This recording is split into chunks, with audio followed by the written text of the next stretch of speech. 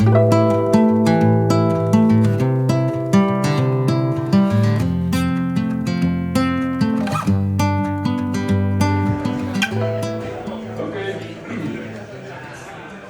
everybody. Hi. Hi, hi. Hi, hello. So, I don't remember the next speaker. Let me check. I think this guy wrote something. I don't know. Let me see. Okay, yes. His name is Dan Ingalls. He claimed to have written the first Smalltalk in BASIC, but I don't know if that's true. Without further introduction, Dan Ingalls.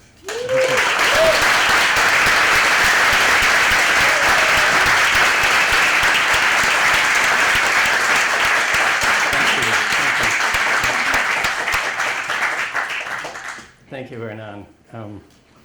I just, when I got registered here, they had these beautiful little notebooks that commemorate this event.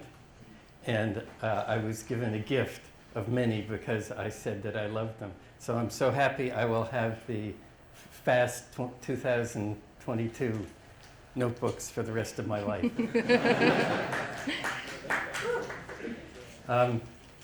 Listening to you, Hernan, and Maximo yesterday reminded me back in the beginning when we were doing the first Smalltalk, how much of the sort of spirit we had of wanting to put things out in the world.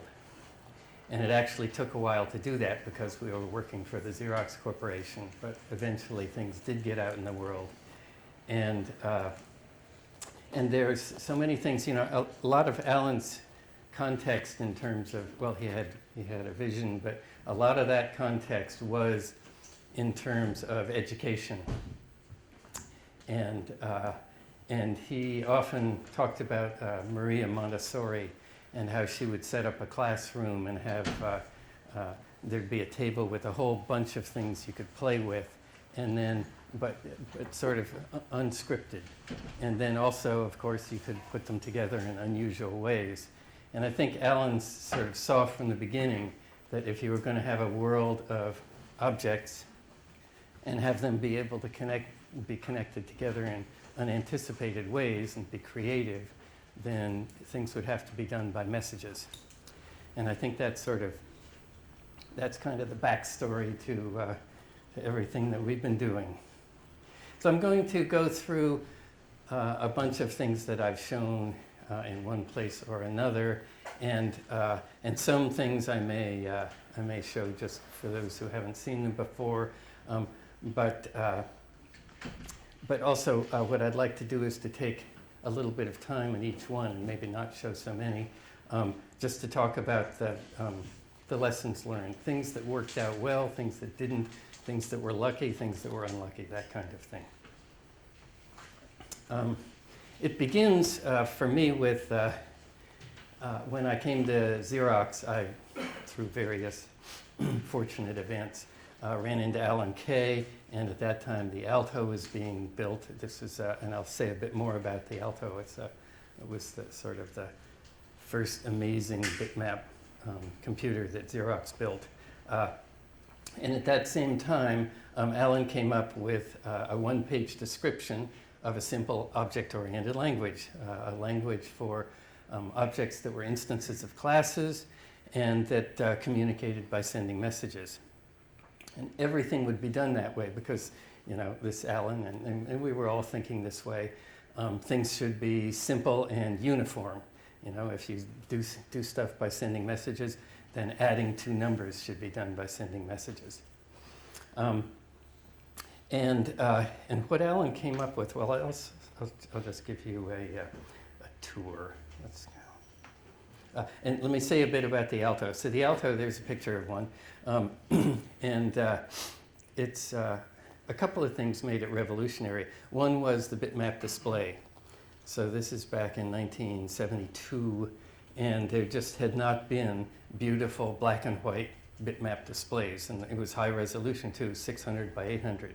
So this was in terms of what Xerox was working on. Xerox's vision at that time was the office of the future. And the design for this display is it should be able to display one full page of high-resolution text, with nice fonts and all of that.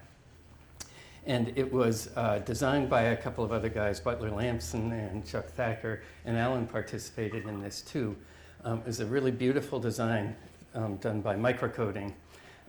And although it ran somewhat slowly, at about the speed of other machines around, about 1 MIP, that it was microcoded. And so if you had some clever little thing that you wanted to do, you could maybe get it into the microcode, and there was very little microcode, and I'll talk about that later.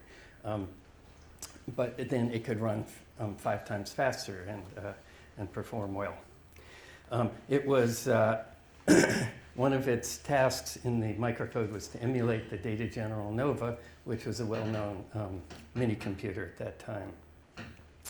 And I'll say one more thing about this, which was when you'll see the disk packs there. Each of those held just under 2 megabytes.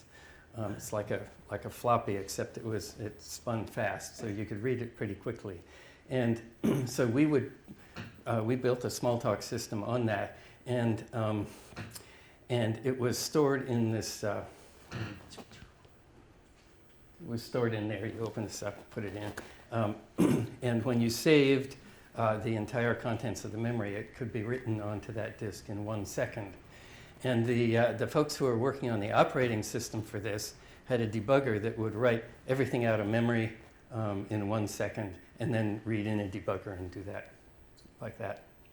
But I was working on this, and to me I said, oh man, the easiest way to do save and load is to just use that feature of the debugger. So we would write the entire core image, entire RAM image onto the disk. And that's the origin of the Smalltalk image. And it was so perfect for the kids. We had classes that would come and learn to work with Smalltalk. And when they would save their work, it would go onto the disk like that. And they'd come in a week later, put their disk in, and back it would come in exactly the same place they were, with the cursor in the same place, the graphics still on the screen. So that's the origin of the Smalltalk image. So something that we learned there is there may be various things wrong with that model, but there's some things that are really nice about it. So for this language, I just, as soon as Alan had sort of spec'd it, I got to work and wrote a version in BASIC at home, and that was sort of a proof of concept. We did factorial of 3 and showed, yes, it can work. And so then I spent the next couple of weeks writing Nova assembly code. And the Altos were just being built then, so I was writing this, and eventually we got everything together. And let me just check here. Yeah. So.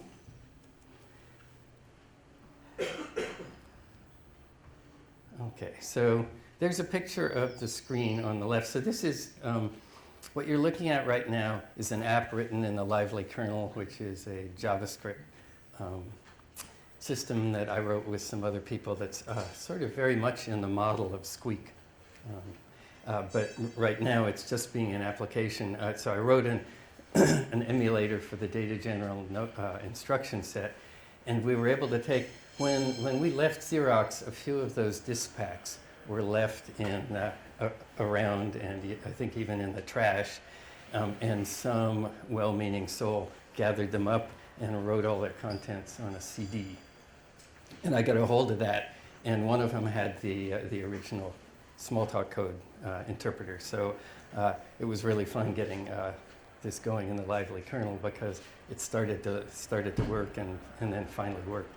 And so this is the situation that somebody would see when you started it up, and we would first type 3 plus 4 and explain that was sending the message +4 to the integer 3. And then you could do something else like Smiley. Smiley was our resident turtle.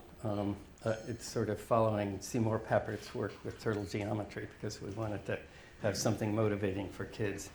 So you could do something like that. Okay, so that draws a line.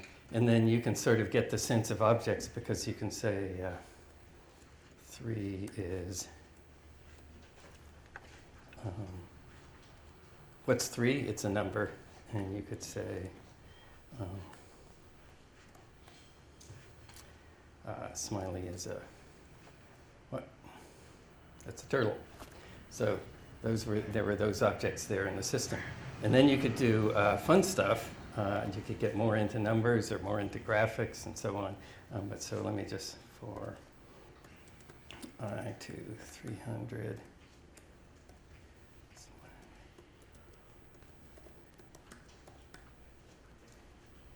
So there's a simple program written in Smalltalk-72. So right away from the get-go, you could have fun in this system. And that was part of our strategy was to make things as simple as we could for the kids who'd be using it. And simple in that case meant, as few parentheses as possible and as simple syntax as possible. And Alan had this amazing scheme for that was sort of a really neat scripting system, which is just to have just plain old tokens is the code. And when you ran something, when a method or a procedure was called, it was given not arguments, but the entire incoming message stream. And it could go through and parse it and do what it wanted. And you'll see that that was very flexible. And so let's see, what's the best thing for me to show you about that? I think what I'm going to do is, here's what we'll do. So over here is the whole bootstrap of that system. It's about 36K, including comments, so it's really small. And so another thing that was a part of our culture there, at the time there was the phrase, small is beautiful. And so we tried to keep things as compact as possible. And I'll say a bit more about how that related to work on the Alto too in a bit. So let me just, oops.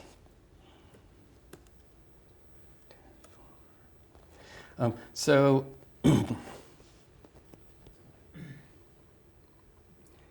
I don't know whether you can read that or not, but I'll just read it a bit. So here's an example in the Bootstrap code. Here is the definition for in other words, the loop, and it's written in Smalltalk-72. And I'll just read it. So how this interpreter worked. It says, fetch the variable. And this hand means fetch the sort of the name of the variable. So in this case, it would be I. And then look for an arrow. And if you see one, then fetch a start. And if you don't see one, then set the start to 1. And look for the word to. And if you see it, then set the stop to be the next value. Okay. And then similarly, if you see by, set the step, otherwise set the step to 1, and then do this code 24, which is a primitive. But that's the way the thing worked. And then if you look at what's next here, Smiley is an object. It is sent every time through the loop. It sent the message go, and it goes in and maybe let me come back here and say.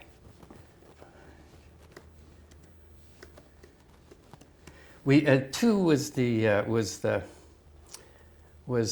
defining word. Just sort of in English, you say to walk is to step like this. So it's like a dictionary definition. And so there's the definition for the class turtle, and you can see it has various messages. And some of this is done primitively, but it says look for the message go. and if you see it, then draw a line of length and then fetch the next value. And similarly with turn, turn right, and so on. And so that's how this code runs down there. Okay. And I think that's most of what I'm going to say, showing stuff on the screen. And I'm hoping to end up a little bit early so you can ask me questions and we can try stuff out. Let me come back here. So one thing that was missing here was there was no notion of inheritance. And I'll show you, and we had to, we wanted to get the sort of the effective inheritance. There were some messages that we'd like to have defined in class object that would work for everything else. And so you'll see this kind of ugliness that we had to do. And this will be lessons learned. Let me see. Oh, I see the trouble. Let me just slide this over.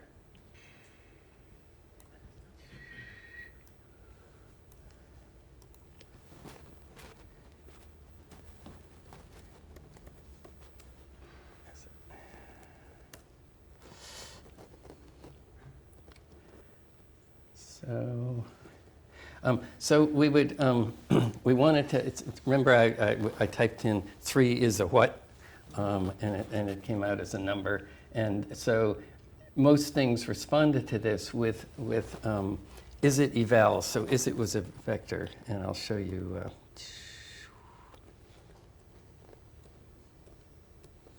There it is. Okay, so as a part of the bootstrap, this got put in there. So is it was a piece of code that then could be referenced in each of these classes. So this was ugly. This was like scratching your ear like this to get inheritance. But I wanted to make the point that we felt it, we wanted it, and we didn't have it. And so what happens when that's happening is this is all in the back of your mind, and when you're working on the next system, then you take care of it. And just so that you understand how this kind of code works, is it, when you run that code, it looks for a question mark, and if so, it returns title, which is the title of the class. You see that here. But you can also do,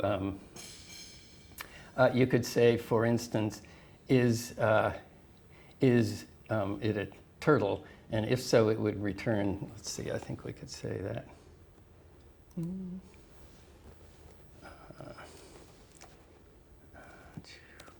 Well, I won't. So anyway, that code takes care of also not just asking the question mark, but testing it against various things. Okay.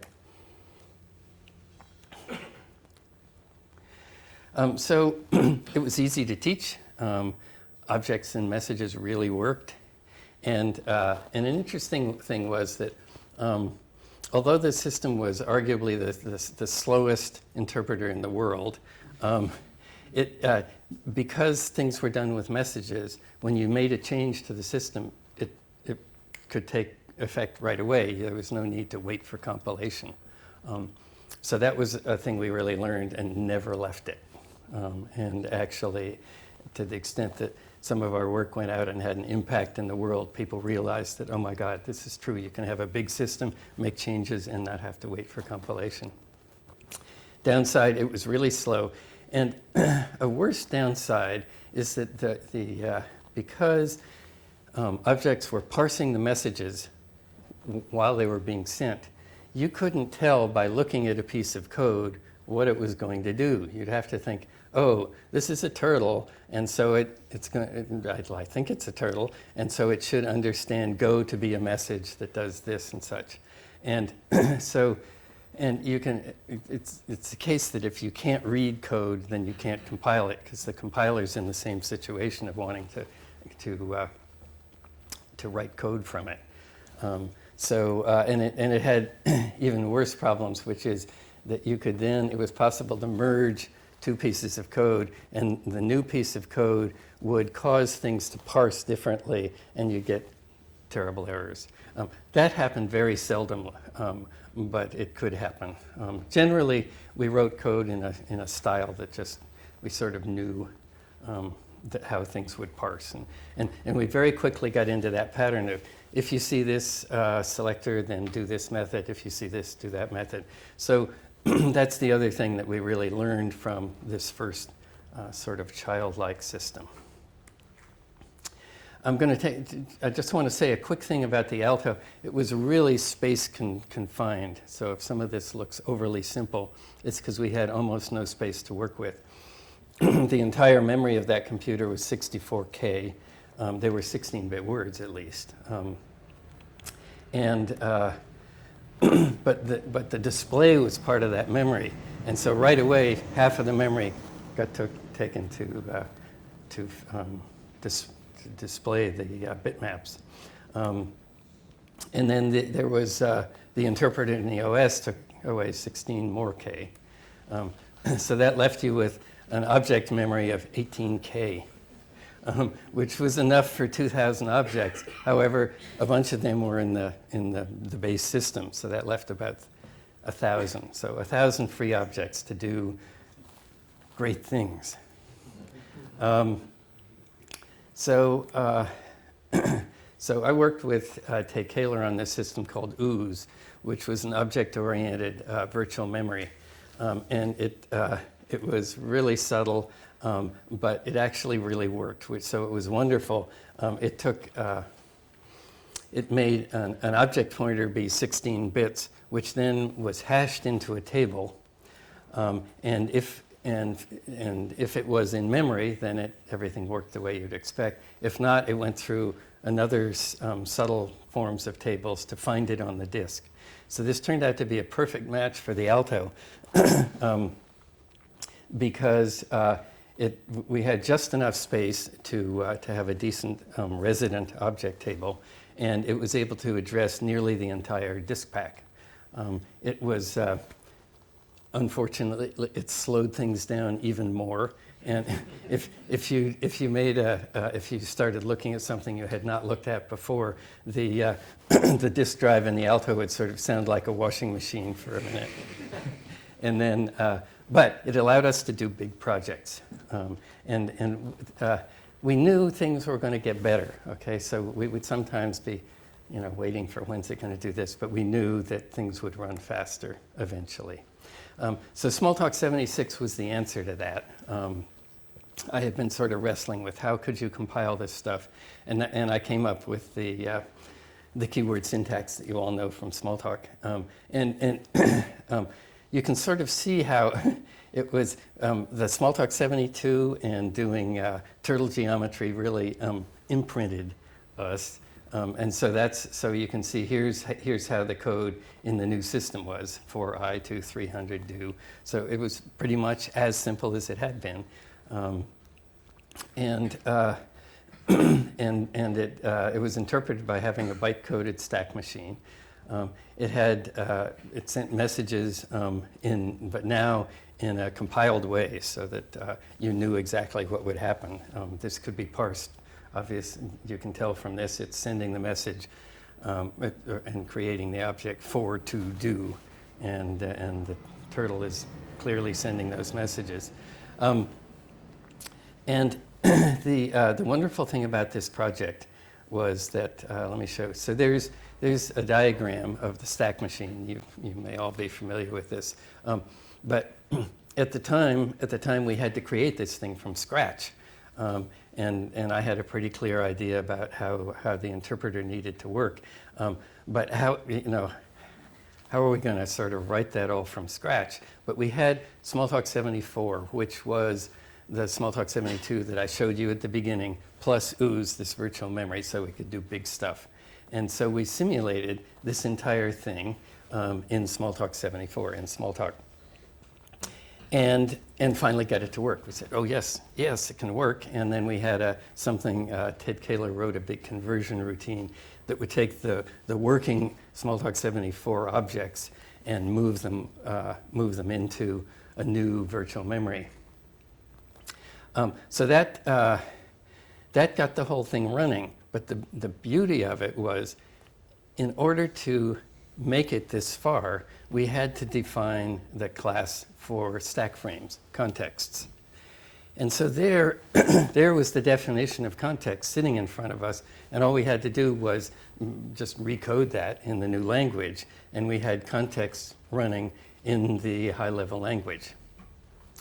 And that was sort of revolutionary for us. So that gave us, we saw right away that allowed us to write a debugger in Smalltalk. You know, and in those days, pretty much every system that had a debugger, the debugger was a yucky piece of assembler code that mere users couldn't work on. And not only that, but it could be on the screen together with other stuff.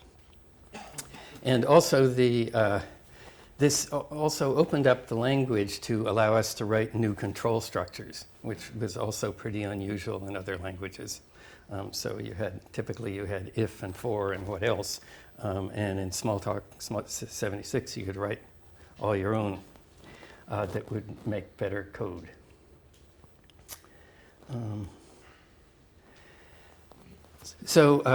And it also was, it ran fast for us. It ran about 20 times faster than the Smalltalk that we had before. Still not the fastest thing in the world, but and no need to recompile the system when you made changes. And we had inheritance, which was which allowed things to be really compact. Here's an example of number. So the code for number. Whoops! Wait a minute. Yeah. Okay.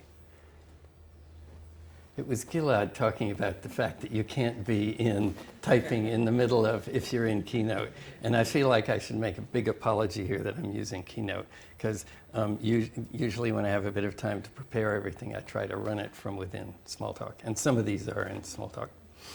Anyway, that code for Max is it's really only about, what is it, 2, 4.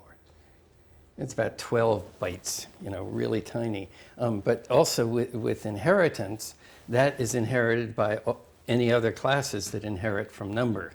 And that's another revolutionary thing about sending messages, which is that because when you compile a message-oriented system, the code is just sending messages. And so if you have something underneath it, like floating point numbers or extended precision numbers, they can all inherit and actually run these same byte codes, because all they say is, well, send the message less than, and if it comes back true, then return other. So that was, in terms of something that we learned and it was powerful. That was one. Inheritance and message sending go hand in hand.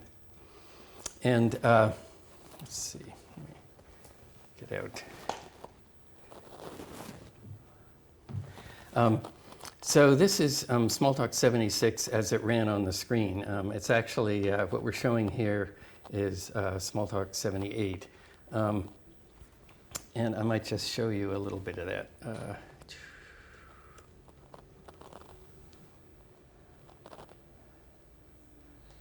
Not like that.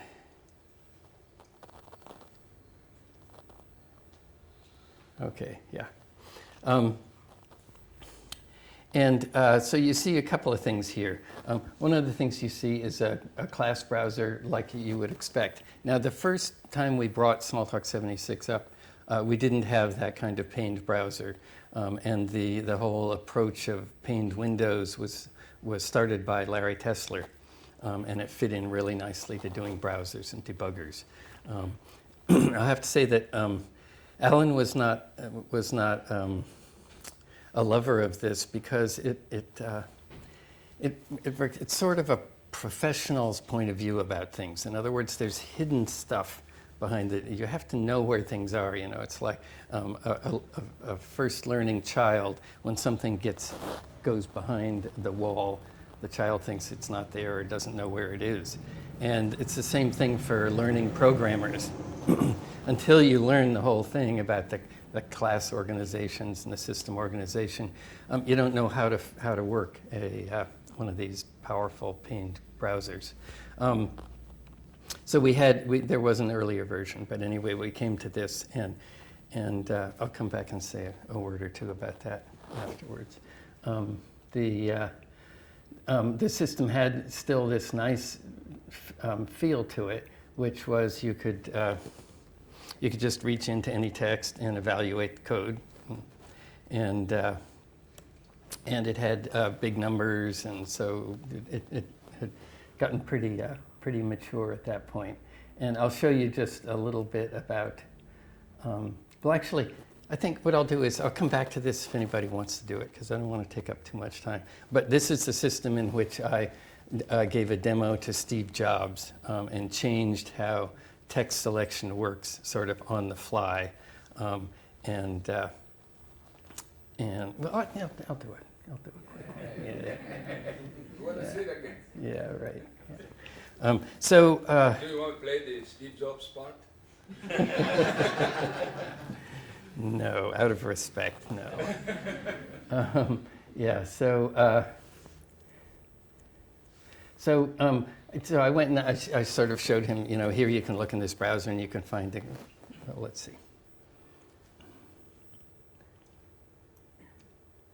Yeah, it begins by, of course, looking in the browser and saying, well, this system, it has graphical objects, and here's points that are X and Y pairs, and rectangles that have origins and corners, which are in turn points, and then you can, and then right on the screen, you can do things with them, like this.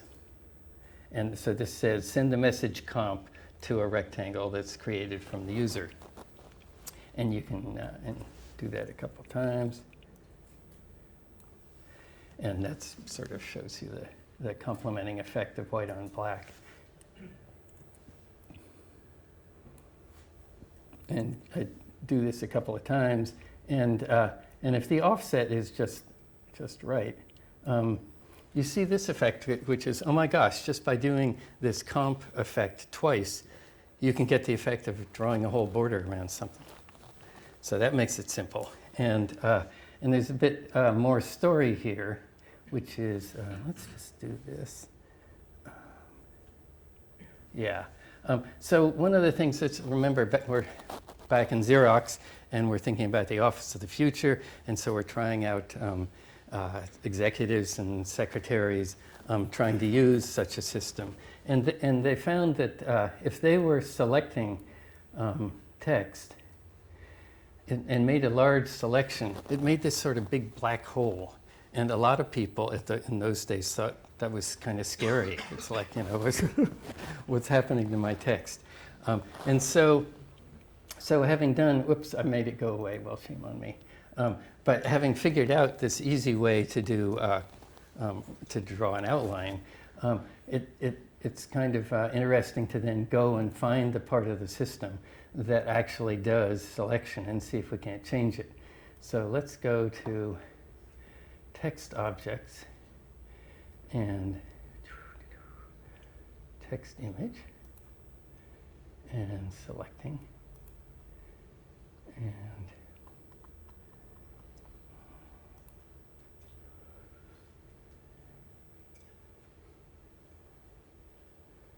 yeah, and let's see, just a second.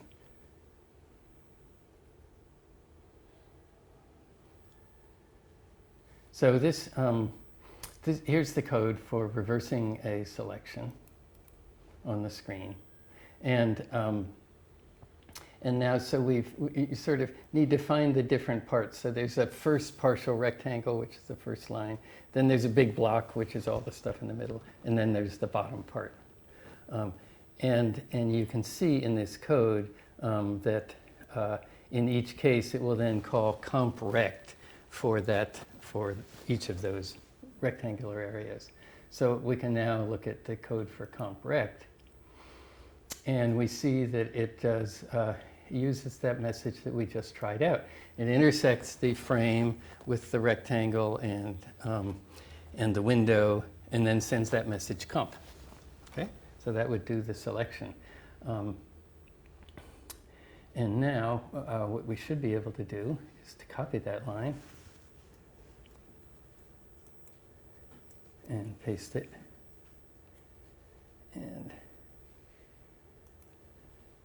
and replace the R with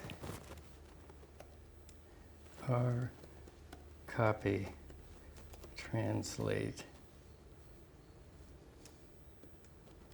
by 1 at 1. And I had just showed him about making points and explained that this is an offset of 1 point in X and Y for that rectangle.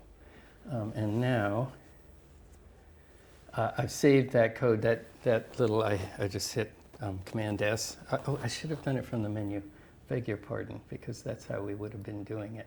I would say compile. And and that pop-up menu is new to Steve too. And now, look at that. See, it's working. Right.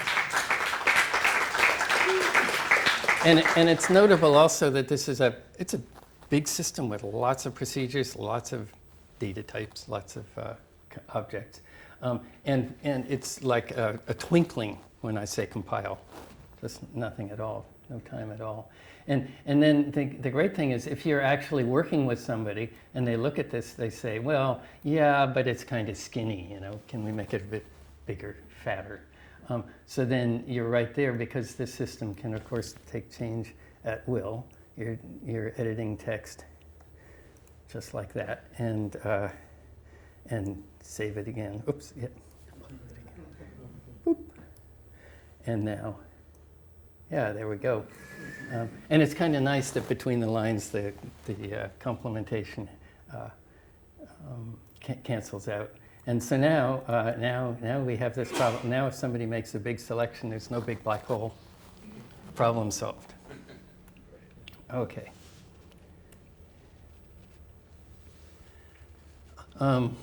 So this had become a pretty mature development environment in Smalltalk-76. And we started giving demonstrations to other companies, and it became clear that, well, let's see, it became clear that this could be a commercially significant thing. But I have to, there's another little piece of the story that, let me just, yeah, it's not, yeah. Yeah, so then, so we, the sort of mission of the group started to evolve, less to education and more toward preparing to actually publish Smalltalk, and who knows, make money out of it. So we kind of converted ourselves into a development group, and Adele led this effort to standardize, to document the code, and to clean up. We took this, this opportunity to tweak the system also in various ways. And I'll come back to that. So there were, I don't know if you noticed it, but when I showed you the Smalltalk-72 code, it's got these funny characters that are used for conditionals. So we dropped that and came up with the if true, if false scheme of the current Smalltalk, and made blocks real objects. I don't think you would have figured out, but Smalltalk-72 and 74 didn't have real objects there, which meant that if you did like a tree walk, you had to copy the code for every place that it could walk, whereas now in Smalltalk-80 you could just hand it a block and evaluate that at all the nodes. There was a really fun thing that happened here. So some of the things that we ran into were just really lucky. I mean, like the combination of inheritance working so well with,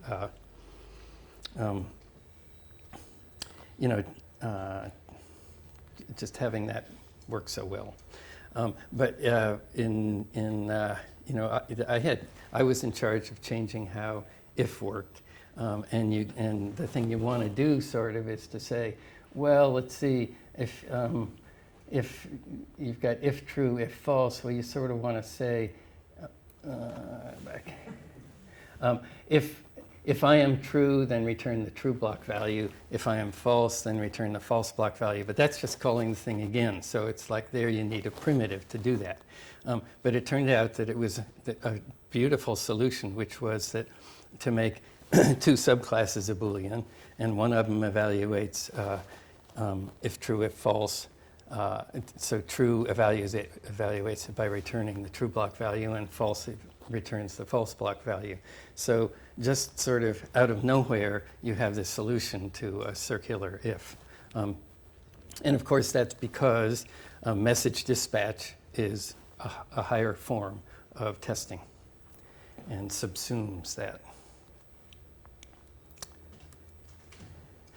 So at this point, so we put things together. We published articles in Byte Magazine.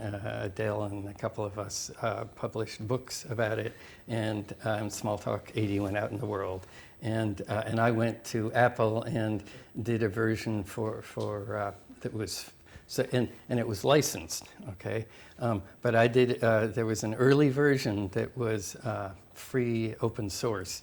And I worked on that at Apple and put it out by the Apple Programmers and Developers Association. So there was one of these Smalltalk-80s out in the world that anybody could have access to. And there were other Smalltalks too, like Smalltalk-V at that time also was a great system to use.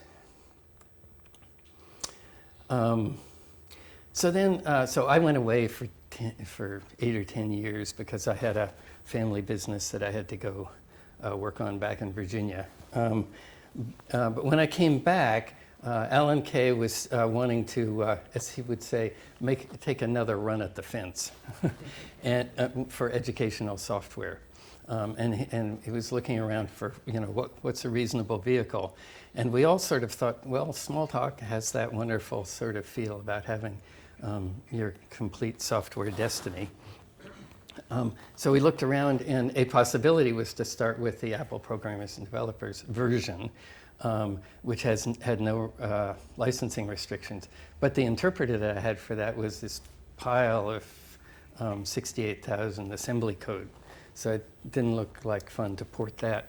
And I had this epiphany, and I still remember where I was parked at the car in the rainstorm thinking, oh my gosh, we have in the Blue Book the reference interpreter described for the Smalltalk-80 interpreter.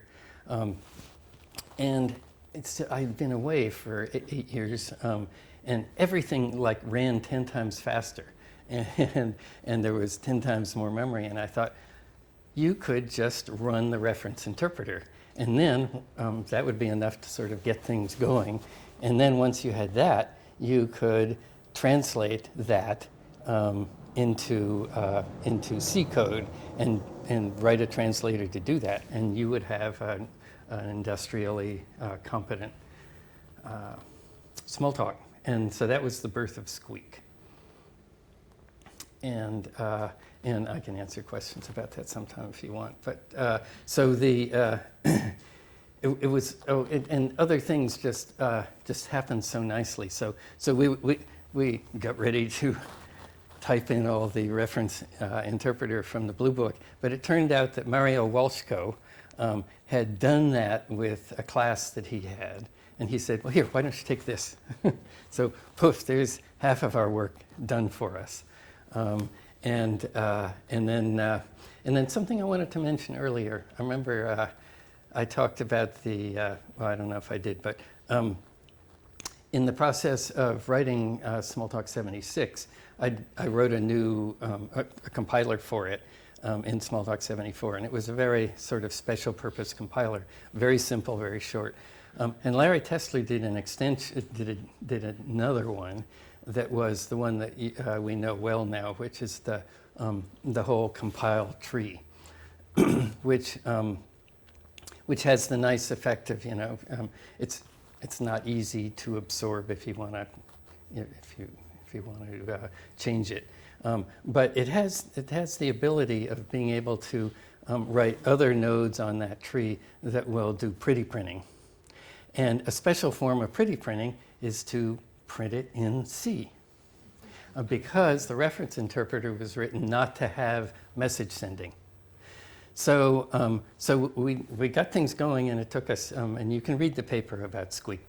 It tells you all about this. But it only took us, a few weeks to get the first version running in simulation. And we used our old habits of knowing that this will all run fast someday, but we're running it 20 times slower than it should. And then, and meanwhile, John Maloney was working on the translator to C. And then after another 4 weeks or so, the first version that actually compiled to C that we could then compile ran, and phew, we were running in Squeak. So that was a really fun project. And, and so, let's see. Just as having simulated things in Smalltalk-74 gave us context once things was running, so in this system, once this was all running, we had a system in which we could write new primitive methods in Smalltalk. And it just, it went very fast getting this thing to run for the system itself. But then it was easy to also add new primitives. So I got to work and did bitblit for every color depth, and John got to work on writing sound and music synthesis, and that's Alan's whole dream of having a decent media system in which to do educational software really worked. Let's see what we got here. So I'll give you a quick demo of some of that stuff, and let me see where we are. Yeah. Okay. And how are we doing? Yeah. Okay. Dan, if you want, you can take more time. Okay. Yeah. Well, I'll try to finish reasonably, and then we can sit here and ask questions and talk as long as we want.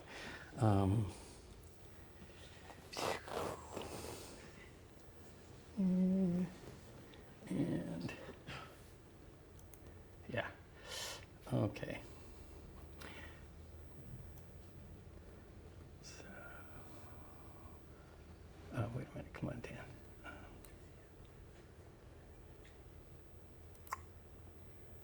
Yeah, so this was sort of my my demo page for all the changes I did for bitblit, and also there's some of that work there that Andreas did with opaque and outline characters. This began with when we had text working. I still remember Alan. I've forgotten where we were going, but I was driving in the car, and Alan's driving, and he said, it'd be nice if you could do text filling in an area, like Word, or I've forgotten what he had used that was working that way. And I thought about that, and I sort of thought, oh yeah, maybe so. And he said, that whole container model, okay, meaning a container is something that holds text, but it also, in part of its protocol, is links to the previous container and next container, which then, and this he really wanted. He wanted this for being able to produce multi-column documents. So I saw, okay, I see how containers could work. So I reworked the text and did containers, and then I got about halfway through that, and I thought, you could even make like a pipe that text could sort of run around in. And so, and then also, you could have the curves, because at this point, Squeak had pretty nice curves in it. We worked on that. And so so I could change the, come on now, don't do that. So I could change the outline here of this text. And so it's changing and relaying out its own text. But what's left at the bottom is overflowing into this pipe. And the pipe, of course, runs around its own curve, like this, and then ends up down in the bottom. So in case you wondered, all along here, this was really fun, And there's a lot of value in including fun in whatever you're doing, because you just work, you work hard, you stay up all night doing these things, right? And then, and I guess I was able to figure out how to do a magnifying glass in this, and then this is a morph that's using text as a mask, and behind it has a moving background, which is the stripes. And it took me a while to get this to work, that the magnifying glass can actually then look at that through all the depths of the image. And let's see, let's go to,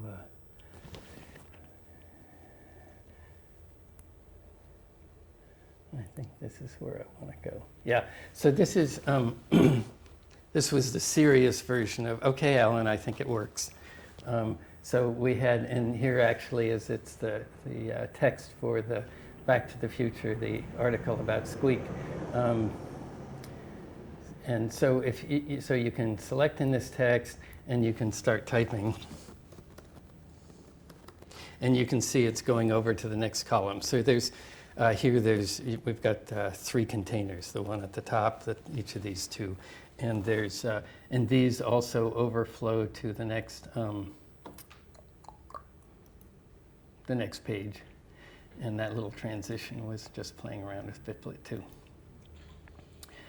And so then you could actually take something like this and drop it in the text.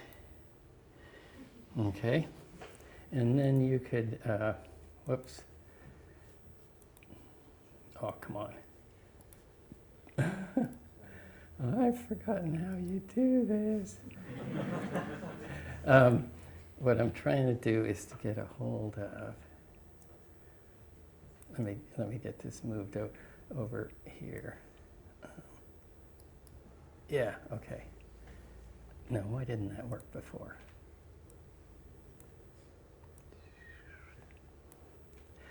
So there's various handles in Morphic that allow you to pick things up and drag them around. And the black one allows you to move things without picking them up. So you can do this, and, so it's pretty nice. It's sort of like viscosity of text. Yeah, I gotta pick that up now. Okay, and then I want to say just a word about, so this was all, and Alan had to remind me of this frequently. This is just a vehicle for doing educational software. And so meanwhile, going along with this, there was a whole thrust in the group of working on what became the Etoys project, which is really pretty neat. So the Etoys, basically any object that you had in Morphic, you could get one of these control panels, and they slid out from the side like that. And so, and this was nice because, you see put your eyes over here, there's the X and Y coordinates of this ellipse. And what I said about when a child, when something goes behind a wall, the child can't tell what's behind there. It's the same kind of thing. If you're seeing graphics on the screen, you see the graphics, but you don't have the analytical numbers. Or if you change the numbers of its position, you don't see the graphics change. And here, right away, is a demonstration. If you're moving the graphic, there's how the coordinates change.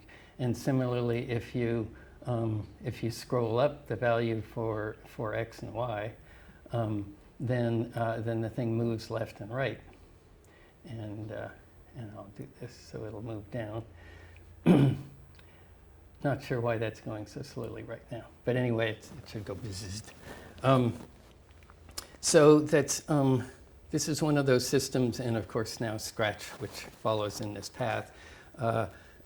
Just you show that to a kid, to an adult, to a child of all ages. You see that once, and you right away get this feeling about graphics and the sort of concrete side and the analytical side. And this was nice because you could then take here. There's you could tell this thing to go forward. Here are the scripts understood by this object, and you could tell it to go forward, and you could keep doing that, and you could tell it to turn just by pushing on this. And then you could do even more fun, is you could take this forward command, drop it in the world, and those of you here who have been playing with Etoys, this is old hat for you. But that creates a scripter out in the world, and you could come and have two of these things, and then you can tell the scripter to run that script, which is go forward and turn. And there it is. Okay?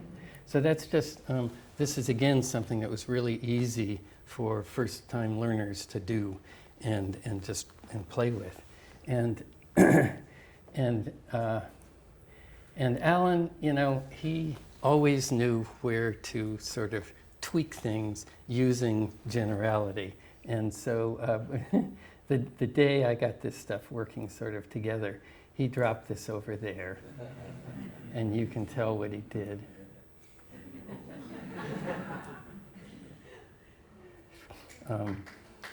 Yeah. Yes, and well.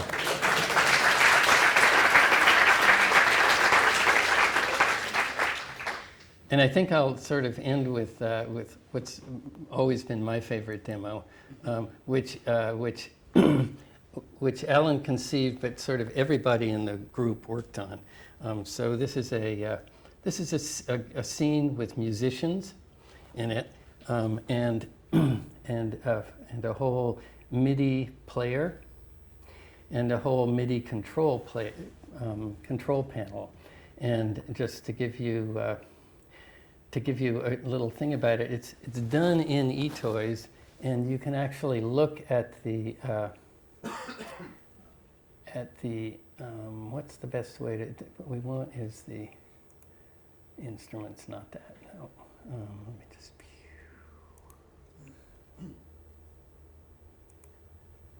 Yeah. So this is a pretty complicated Etoys script. But you'll see here there are things like clair bear, that's the clarinet bear, the trum bear, the trombone, trumpet bear, and the trom bear. And those refer to these guys here. And if you look at this code, you'll see that there's for this guy, his scalar changes according to his Y position. So, if you take this guy here, see, he gets bigger and smaller. So you've got this sort of 3D effect. And not only that, but something else you'll see is that elsewhere in that script, and I'm going to get it out of the way so you can see it. If I move him left and right, do you see he's hooked up to the MIDI control panel doing left and right pan? And up and down, of course, changes the volume. So this whole thing is kind of alive now. And then we have the, speaking of alive, we have this whole MIDI score going.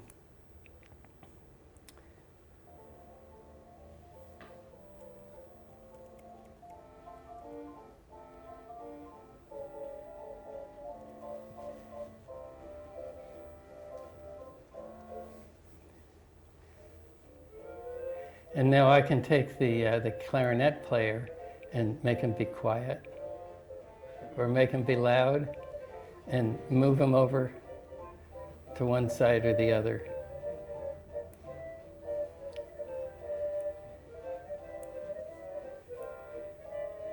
So that just seemed to bring the whole, it's on one level it's simple, and on another it's really deep, and I think it's a nice presentation. Anyway, I wanted to end on that, and we can listen to it.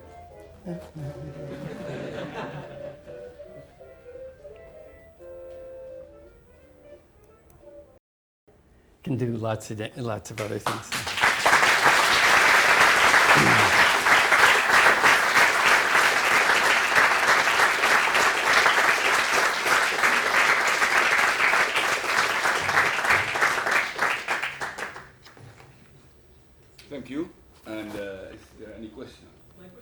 you mentioned that for Smalltalk-74, a big moment for you was kind of seeing the context were on the screen and realizing the power it had. My question is, if you go back to Smalltalk-72, do you remember any stories about using the system for the first time and kind of having the same kind of epiphany like you had for 74? That's a good question. There's a missing epiphany for me there, which is I would like to have had sort of the smarts and the power at that time to do context and to do the whole evaluator in Smalltalk-72. And that's actually a project I have on the back burner. And I don't know if you know about, there's a website called the Smalltalk Zoo. And in there I've got two implementations, one in JavaScript and one in Squeak, of the Smalltalk-72 evaluator that's designed to be fast enough and general enough so it makes activations, we call them, but it makes context be real objects.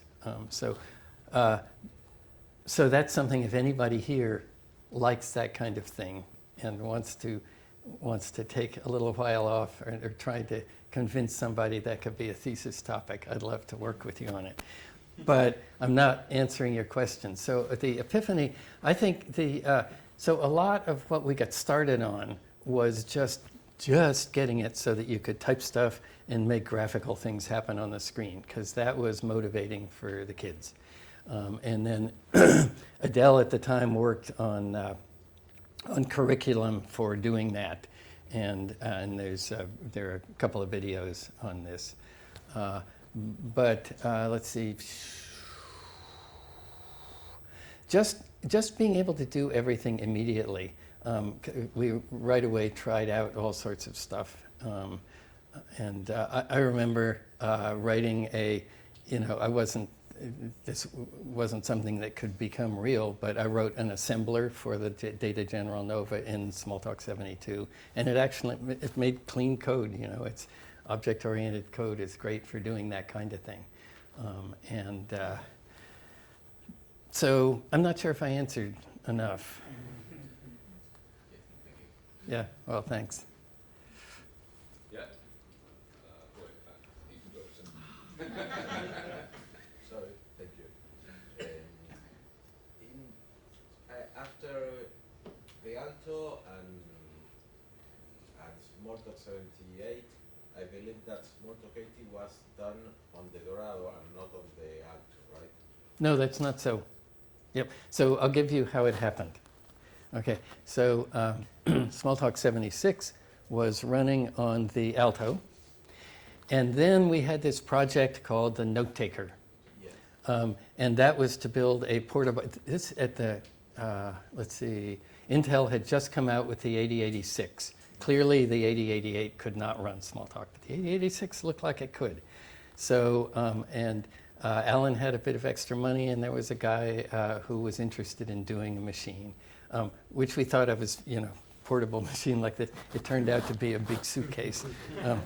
But anyway, so I took it upon myself to rewrite the Smalltalk-76 code, which was all Data General Nova code, in 8086 assembler. I was committed. And got that working, but the thinking of rewriting all that code for the 8086 was a terrible thought. So at that point, I stopped and said, "Wait a minute! It's time to do all of the graphics using Bitblit only, and I will write Bitblit in 8086 assembler code, and the rest will all be in Smalltalk." So that then became the Note Taker Smalltalk. Right about that time, so then we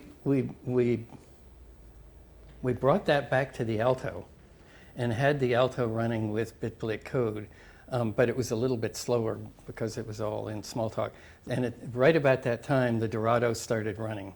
So the Dorado, folks, was another in the series of Xerox machines, and this thing ran like 10 times faster. It was a serious machine. And so that's when Smalltalk-80 ran on the Dorado. And I think, did we get, I'm trying to think of whether we ran Smalltalk-76. No, that, and yeah, so that's the answer, I think. Yeah, thank you. The follow-up is, after that, it was this project to invite other companies to work to Right. write Smalltalk interpreters for Smalltalk-80. Yeah. Smalltalk-80 was meant to be portable multi-platform. Yes. Right? And these experiences were documented in the Blue Book. Okay? Yes. And there's plenty of that. Also, the archives from Allen Wolfbrock, Mhm. and you can find on the web with the letters of invitations and some correspondence. Yep. A lot of wonderful historical Yes. stuff. And my question to you is, how did you see that process and the output of that process? What did you expect, and how those expectations turned out afterwards with this process, with these companies? Yep, that's a good question. I think it was a good, I don't know how else we could have put Smalltalk-80 out in the world and gotten industrial buy-in, except by sort of tempting them with this. Now, it could have been all just open sourced, but I don't think Xerox would have liked that so much. And I'm not sure, there's this thing about if you pay for something, it's worth more to you. And I think that the deal we did with those companies got them more motivated to actually make it a serious project. So I'm not sure. I'm probably not the greatest critic for this. I can tell you that I was really glad that the first release was done without any careful licensing stuff. And the second release to these companies put licensing language in all the contracts.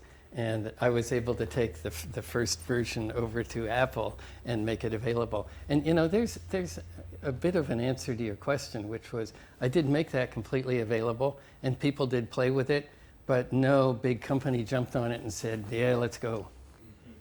Yeah. Were you disappointed because of that? No, I was still having a lot of fun. So I did a whole visual programming language called Fabric in that Smalltalk. And Apple there were a couple of guys there who were then doing 68020s with big screens.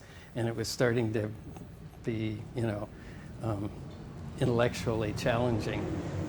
And then I got yanked by my family to go do this other thing. So, yeah.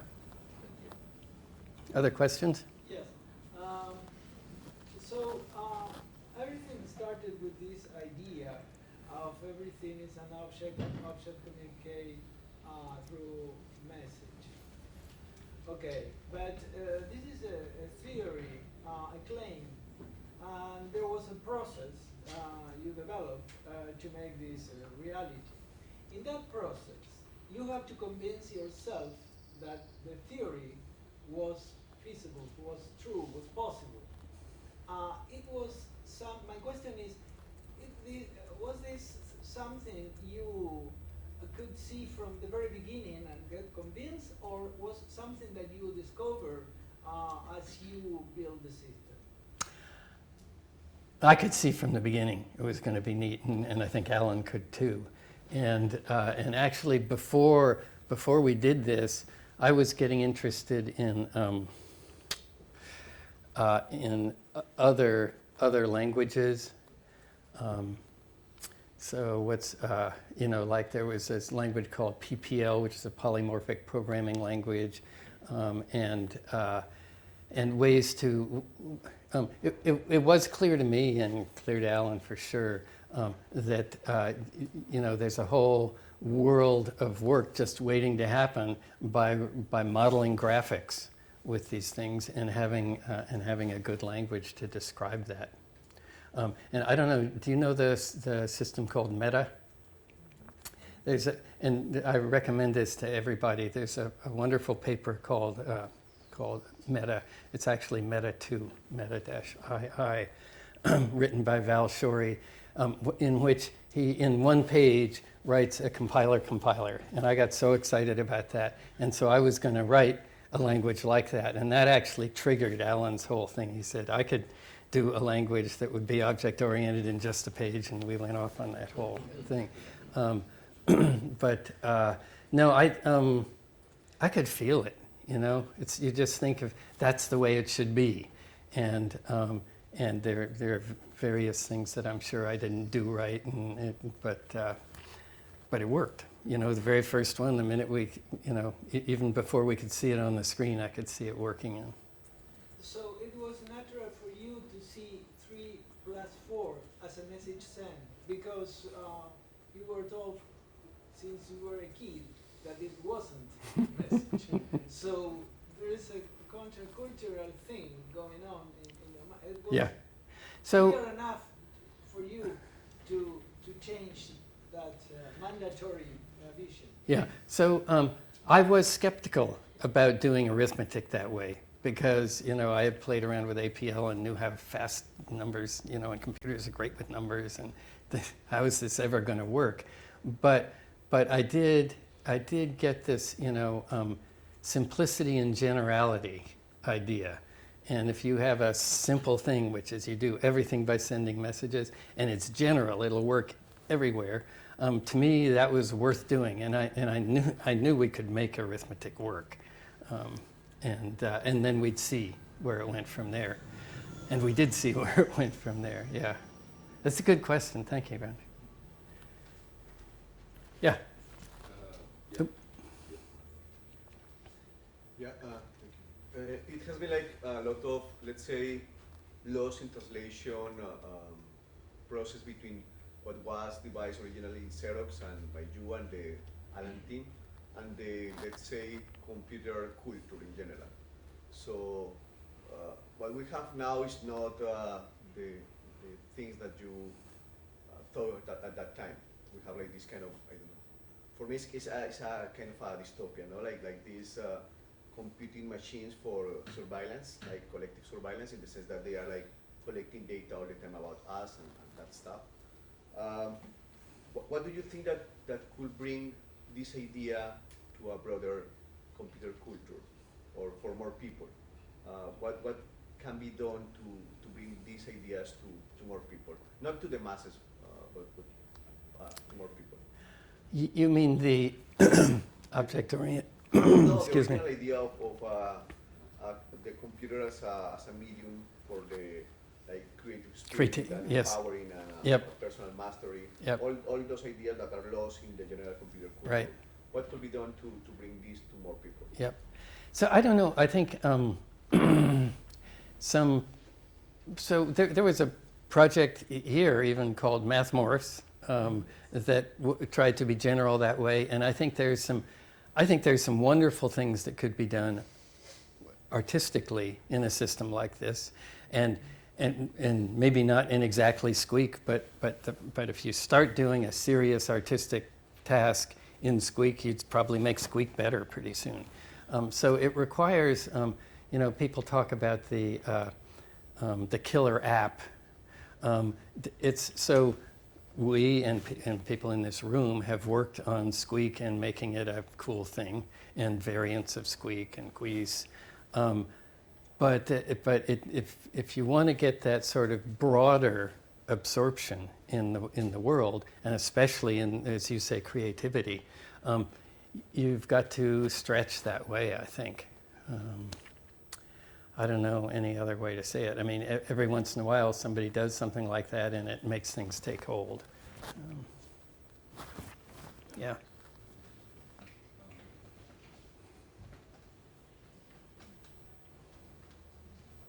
Today, you still believe that the operating system should not exist?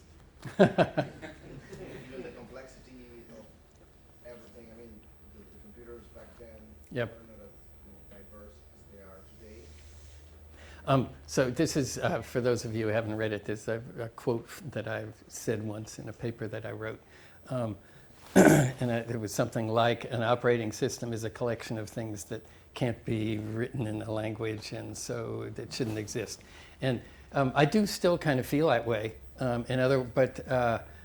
but it's sort of smug to say that. I mean, somewhere, you know, there's a BIOS and something has to support the internet, and I don't, but I think you want, let's see, for the simple and general kernel that people use for creativity, it shouldn't be necessary to do operating system stuff there. And it did work out pretty nicely, you know, so files are a yucky part of the operating system, but it turned out to be pretty nice to model them as streams.